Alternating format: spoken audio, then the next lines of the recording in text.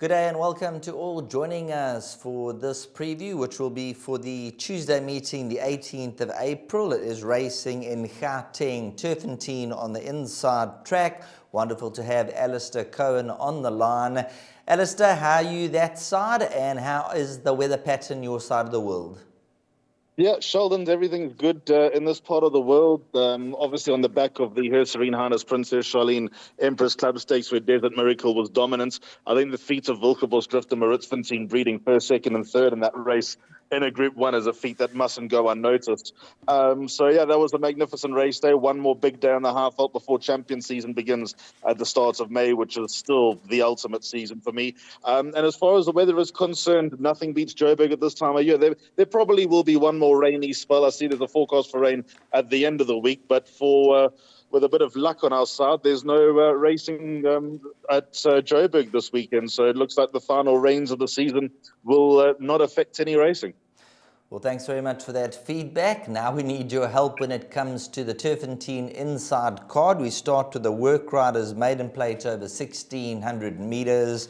Looking at the field, not too much substance with number 5 Broadway. He's a big strong son of Dynasty, priced up 22 to 10. Number 3 Green Scepter's around 3 to 1 with number 4 I'm a Man. Let's kick off with number 5 Broadway making his course debut. What do you make of that? Yeah, it's a weak field, as you say, Sheldon. And as you mentioned as well, a big strapping son of Dynasty trying the inside track for the first time has got to be some sort of concern. But he holds 50% of the field with his run to Knight's Table, finishing in front of Williamson and a stable companion Godfather, 2 horses that are supposed to have to be on the radar. So I think with Tsepiso Matsuele on board, there's enough to like about number 5 Broadway. But to open up suggesting that a 21-run maiden is the horse to start your day off right, is going to take a braver man than me. So although I think he's the horse to beat, I think number 3 Green Scepter from Sean Terry's stable also holds claims. He doesn't bring much impressive form into the picture, and I think he has his breathing issues, which you've seen in his last 2 starts. But the way that he ran on behind Smelting last time suggests that this extra trip will be to his liking. So with a little bit of improvement on his side, maybe number 3 Green Scepter is the one that they all need to beat in the opener. But thankfully it's not right in the meat of the card, this race, so it's just the start of the bar pot. I think later on in the card there are a few better treasures, so in the bar pot 3 and 5 for me, and just hopefully we don't have too many scratches by the end of it. Excellent. Let's move on to race number 2, where the blood will get pumping and adrenaline flowing with number 1, Dave the King, making the local introduction for the Mark de Kock stable, currently at even money.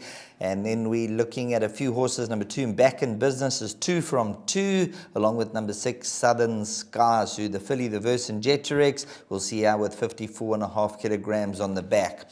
Now, when we talk about number 1, Dave the King, set the tracks alight the first 2 efforts over the distance of 1,200 meters, is 2 from 2, has run behind Charles Dickens in the feature races, and of course in the Hollywoodbets Cape Guineas Grade 1, and then ran second in the Gold Rush to Royal Aussie. So Dave the King in the new surroundings, you electing to banker him? How do you see the even money?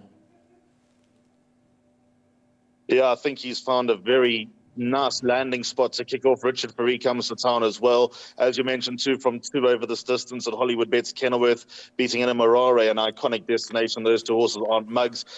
His feature race performances were good.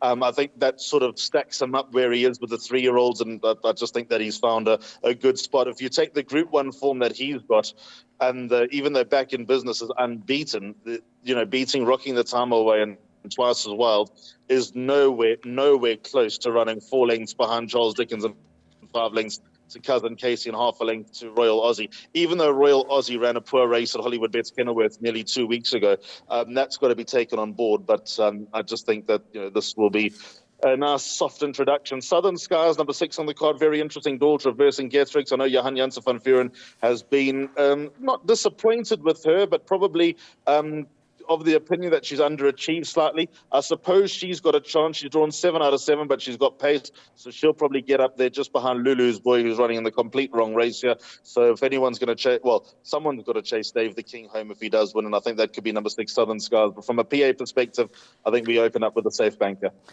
Have to agree with you, number 1, Dave the King. He sets the standard, and a pretty high standard at that. So confident banker, number 1, Dave the King, and at around even money, probably find a number of the guys will be taking their doubles and trebles. Moving on to race number 3, which is over 1,500 meters, and I see in your place accumulator you're going with numbers 1 and 4, Laguna Verde, and also number 4, Tipsy Tarragon. And this being a graduation plate, number 4, Tipsy Tarragon, just ahead of the 5 and the 1. Let's start off with number 1, who's from the Lucky Hudalaka stable. In the last effort over the 1,800 meter trip was quite handy, and that was just seemed to fade out quite late on. Yeah, Sheldon, Laguna Verde is an interesting horse for me because I'm a big fan of his. I think that he's got something about him. He's probably not quite Group 1 level, but I think he's got a nice win in him, nicer than the Gurley Mile, which he won at his penultimate start.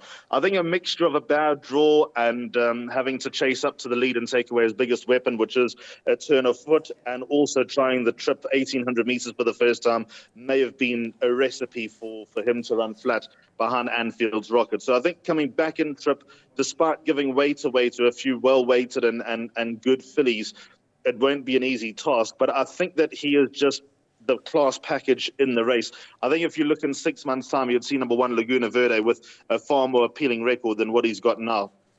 And as a 2-year-old, I thought that he had wins in him down at Hollywoodbets Greyville on July Day and on Gold Cup Day. And even though he stayed on both those occasions, he ran fairly enough to suggest that there would be some pickings for him this season. So I think, again, like Dave the King, this is a nice landing spot for number 1 Laguna Verde. Certainly more of a test of what Dave the King is a race earlier, but I expect him to be the horse to beat. For Tipsy Tarragon, she's an interesting runner because the form of the Jacaranda is awful. And the Jacaranda was such a mess of a race. There were horses unlucky left, right, and centre that were yanking back at the 200 metres mark when Bureau de Lejeune went to the front. She did absolutely nothing wrong. She wasn't the culprit of it all. But then in behind, there was just all the melee, and Tipsy Tarragon was one of those who was caught up in it. I think she finishes closer if she got a clear run. She doesn't go close. She doesn't win it, but I think she's definitely in the mix. So I think she's worth another chance. But at her penultimate start, she ran half a length behind Marigold Hotel, who, of course, ran third in the grade 1 on Saturday. So that looks quite good. So number 4, Tipsy Tarragon, is definitely well worth respecting. So just the 2 horses for me in the place accumulator. I'm keen to see how Mrs. Browning goes, but I think the rest may just take the sting out of her chances here. Her run to Featherboa last time was very encouraging indeed, but rested 199 days. I reckon she'll be looking for races in the coming months rather than on Tuesday. Race number 4 could be quite an interesting race. I say an interesting race because you got a horse like number 1 Vanderbilt, who was in a winning streak and then has held form of late as a winner of 5 out of the 16. 3 runs at the course for 2 victories, and they also have elected to take some weight off the back, 1.5 kgs off the 62 kilograms. I see you've gone with numbers 1, 4 and 5. Who would be your preference in race number 4, Alistair? With a stab, it would be number 1, Vanderbilt, Sheldon. I think that he is probably the best horse in the race, certainly over this course. The distance may catch him out as he goes to the front, and he's a real strong galloper. But if he's going to get away with 1,800 metres, it's likely to be on the inside track. If you have a look at his run on the 25th of August, he was 4 1/4 lengths in front of Sir Michael. He's got more to do at the weights, but the way that he's held form has just been admirable. So I think Vanderbilt is a safer option. And I also think coming back fresh could be a reason to believe that he's going to run a nice race because he had a very hard campaign with Paul Peter after moving from the Eastern Cape. So 1 Vanderbilt, my top choice. Back up from number 4, Willow's Wish. I spoke to Garth Towell over the weekend. He's the part owner of number 4, Willow's Wish, and I think they're expecting a good run with Keegan DeMello on board. He cannot be ignored. His last win was fluent when beating Supreme Dance, who he meets again. The weight suggests that Supreme Dance has got a pretty commanding edge over Willow's Wish, but I think Willow's Wish will be better for that run under the belt coming back from a short layoff. And number 5, Meridius, is a is an enigmatic son of Canford Cliffs. I think he's got a lot of ability. He's obviously not the most reliable around. It's due to be Ryan Munger's last meeting in South Africa before he ventures off to Canada, so he'd love to end on a high note. And out of draw 1, I'd include him in all my bets, number 5, Meridius. So 1, 4, and 5 for me in the place accumulator. Taking us on to race number 5, where they'll do battle over 1,800 meters. And I see you've gone with 2 runners in the place accumulator. Number 2, African Torrent, and number 5, Romeo's Magic. Let's start off with number 2, African Torrent. Obviously a horse who the Michael Azzi team rate, the son of Trippy. The last run over the 2,450. I suppose another one of those horses on the card where you just draw a line through that effort. Yeah, Sheldon, he simply didn't stay the South African derby. It was worth a chance because I don't think it was a particularly strong derby. And had things gone according to plan, maybe sneak a little bit more black top, which he obviously got in the Sea Cottage and in the Derby trial. But he didn't run like he stayed, and I don't think he'll be trying to stay in anytime soon. So coming back to 1,800 meters, the fact that it's 17 days later suggests there's not a scratch in him, and he should be ready and raring to go. Keegan DeMello takes a ride. Interesting that Kamalo rides number 1, Twin Turbo. I don't really know what to make of that. Maybe I'm reading too much into that. But 2, African Torrent, my clear top choice. If he just repeats those runs in the Derby trial and the Sea Cottage Stakes, he'll be very, very hard to beat. I decided to back him up with number 5, Romeo's Magic, because I'm of the opinion that he won a little bit easier than the margin suggested last time from a Skyfall. Skyfall was a tad flat on Saturday, so maybe I'm giving number 5, Romeo's Magic, a little bit too much respect, but I'm just going to go with my eye and say that I saw enough from number 5, Romeo's Magic last time to suggest that even if he doesn't win, he'll run a nice race. Talking about number 5, Romeo's Magic, he ran second to Bloomington in the penultimate race, and that'll take us to race number 6, where number 2, Bloomington, looking at his resume, you really like him, and he's a course specialist. That's it. Hit the nail on the head. Inside track, Bloomington, draw 1, hard horse to beat, I believe. I thought he ran a ripper last time behind Trident King, where they went 1,000,000 miles an hour up front, and the long-time leader, who was stratospheric, I think, fell away, but Bloomington was able just to keep tabs and stay on behind a nice horse in the form of Trident King. His penultimate win came from the worst of the draws on the inside track. He was able to dispose of Romeo's Magic. And as you rightly say, he's just a different horse on the inside track, but he's got a high cruising speed and he's got a good turn of foot. He's got all the attributes, certainly at this level, to keep winning. Kamalo gets the best out of the son of Wiley Hall. And I think there are just a few disclaimers with the others. I just think that this is an open opportunity for number 2, Bloomington, to win. I know he got a pound for being a loser last time. That's one of my pet hates in racing. But I think he grows an extra leg on the inside track. Hard horse to beat in the final leg of the bar pot. I've banked him in all bets. Now, Alistair, for the guys who like to play their exactors and their swingers, you can bank a number 2, Bloomington. What do you make of number 3, Castle Corner, at around 14-1? Last 2 runs just seem to have lost the gloss a bit. Yeah, I think he'll be better with the last one under the belt, Sheldon, after a break.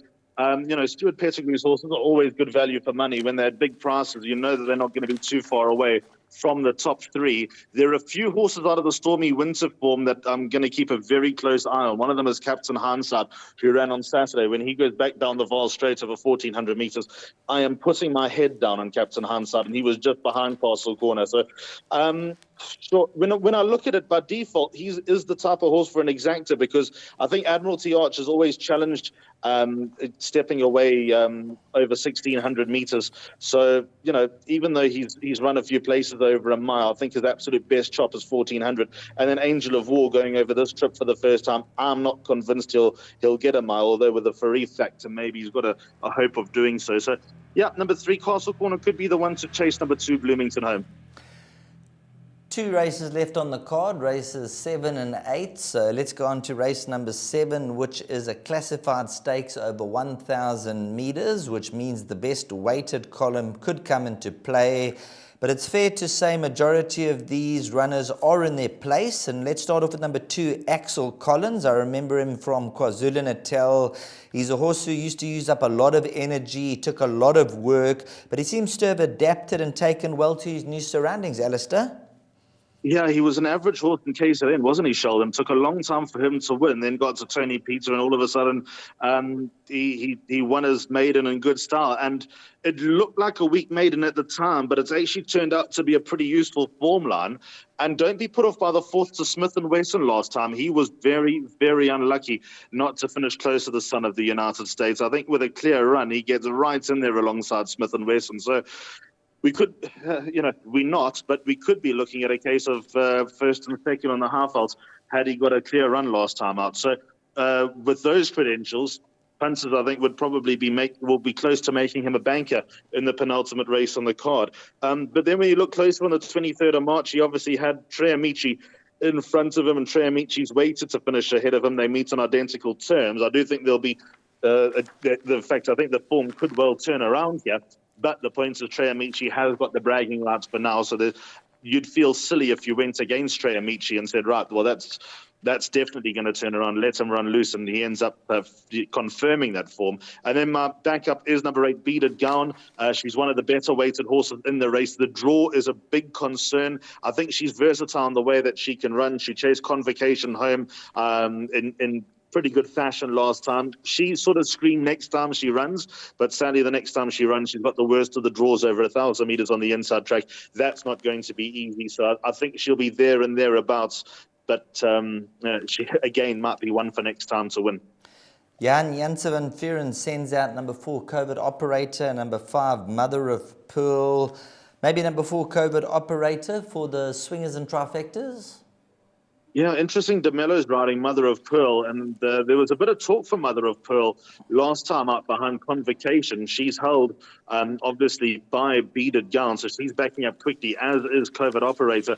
I found the jockey arrangements a little bit puzzling. You'd expect DeMello to be, in inverted commas, the right one. I suppose the fact that Zaki rode COVID Operator last time, maybe he did nothing wrong, so Johan's throwing him a bone with number 4 COVID Operator. COVID Operator clearly the more reliable of the two, but I think both of them have got a bit to find to win this race.